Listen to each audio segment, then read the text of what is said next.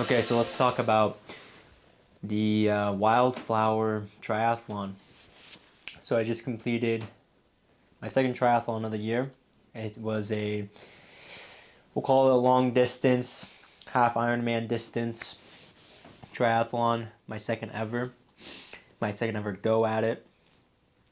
And this was probably one of the toughest courses, probably the toughest course I've ever um, competed on. And yeah, so we'll just get right to it.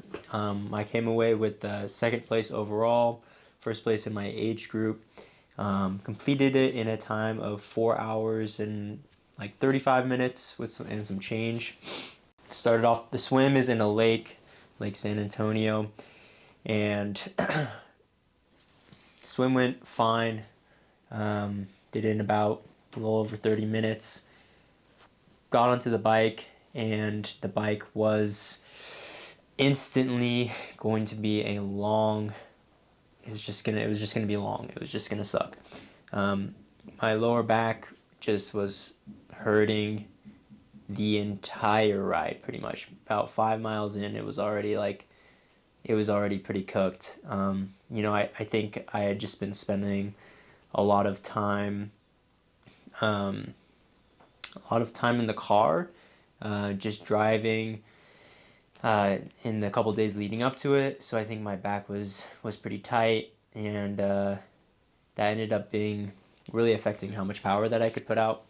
But it was also a really hilly course, so by the time there was like 5 miles left in the bike, I was kind of soft pedaling in, like really just looking forward to the run and not really sure where I was at or how many people were in front of me. It turned out there was like maybe 3 people in front of me, and I just didn't really realize that. This race was a really cool race to do. Not a very, it didn't have a really huge turnout. It's a little bit out of the way to get to.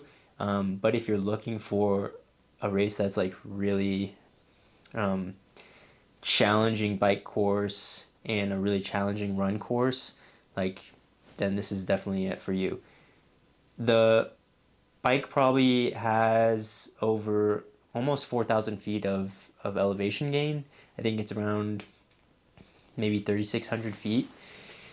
And the run has definitely over 1,000 feet of elevation gain. It's like a cross country course, and to think that you have to run 13 miles around some trails after doing over 50 miles with a lot of climbing on the bike is kind of absurd, especially the downhill parts. But I kind of just didn't even really think about it. Like, I just kind of went out there and just kind of did my normal thing. You know, it's crazy how now when I get out onto the run and I think about, like approaching 13 miles to run, I almost like compartmentalize it as like now it's just like it going out for like doing a 10K, which is crazy because 13 miles is a long way to go, but you just got to take it piece by piece. And I approached this one a lot better feeling wise than I did my time in Oceanside. I had a lot better nutrition strategy. Just was able to get around a lot more gels. Towards mile 11, I was getting a little lightheaded again, and I was kind of teetering on the edge.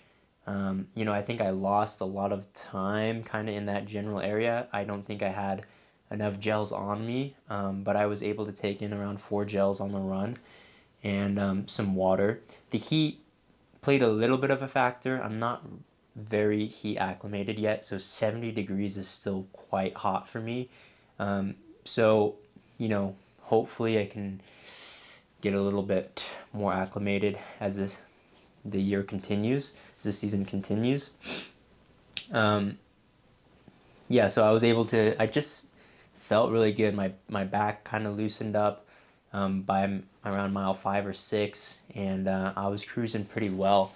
And I crossed the finish line and I was the first one to cross the finish line, and I knew that there were some guys behind me that were potentially within the 5 minutes, because of the wave starts, were within 5 minutes of me, and so it was cool to be first across the line, but also pretty, bittersweet, because like, I ended up coming second overall. So, but guy behind me had a really strong run, and so that's, I guess, the first time I've ever been ran down.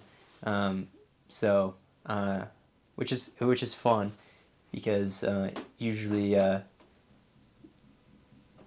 try to secure it pretty well on the run, but I was definitely feeling it out there. So, props to him, and overall, yeah, pretty good.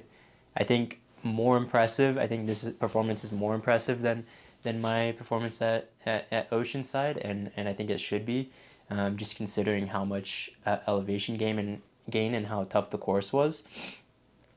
I think that this would be maybe easily 10 minutes. I don't know. Who knows? 10 minutes faster, whatever. But yeah, we'll see where this will lead me. I might be doing another triathlon in a month, to kind of finish out filling out my race calendar. But man, these half distances they're tough, but they definitely take a lot out of you. So mentally, I think it's going to be important to try to recover, and try to bring a little bit more fun back into it, because it's a little daunting.